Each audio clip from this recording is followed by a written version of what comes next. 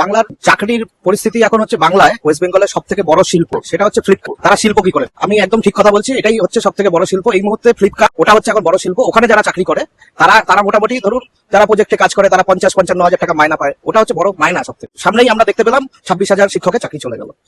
তারা কোনো বিচার পেল না। তাদের মধ্যে কিছু দুর্নীতিবাজ শিক্ষক আছে, আমি জানি, তারা টাকা দিয়ে চাকরি পেয়েছে। বাকি যারা মেরিটে চাকরি পেয়েছিল, যারা পরীক্ষা দিয়ে পড়াশোনা করে পরীক্ষাটা ক্র্যাক করে ইন্টারভিউ দিয়ে চাকরিটা পেয়েছিল, তাদের চাকরিটাও তাদের সাথে চলে গেল।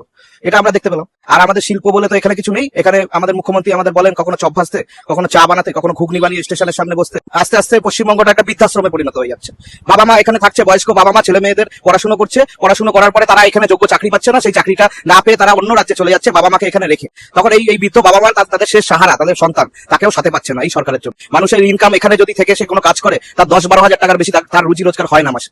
কিন্তু অন্যান্য রাজ্যে সেগুলো 20,000, 30,000 নানা রকম। আপনি যান, আপনি গুজরাটে, আপনি ওই যে আমাদের মুখ্যমন্ত্রী বলেন যে বাংলাকে গুজরাট হতে দেবো না, তাহলে আপনি আমাকে বলুন, আপনি একটা পরিসংখ্যান করে দেখুন যে কজন বাঙালি গুজরাটে গিয়ে কাজ করছে আর কজন গুজরাটি ওয়েস্ট বেঙ্গলে এসে কাজ করছে।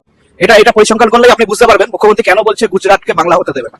কারণ বাংলা যদি গুজরাট হয়ে যায় মানুষ তো বুঝেই যাবে যে মানুষের অরিজিনাল ভ্যালু কি। মানুষ যে সময় দিচ্ছে, যে শ্রম দিচ্ছে, শিক্ষিত বেকাররা যদি চাকরি পেয়ে সেই জায়গায় যেত, তাদের প্রতি মাসে ইনকাম তাদের 25 থেকে 30 হাজার টাকা মান্থলি এমনিই হতো, যেটা এই মুখ্যমন্ত্রীর জন্য আমরা পাচ্ছি না। আমাদের পাওয়ার কথা ছিল। এর জন্য যুব সমাজ বিদ্রোহ করছে, এর জন্য যুব সমাজ আন্দোলন করছে। তারা আগামী দিনে চিন্তা করছে এই সরকারকে উকড়ে ফেলে দেওয়ার জন্য।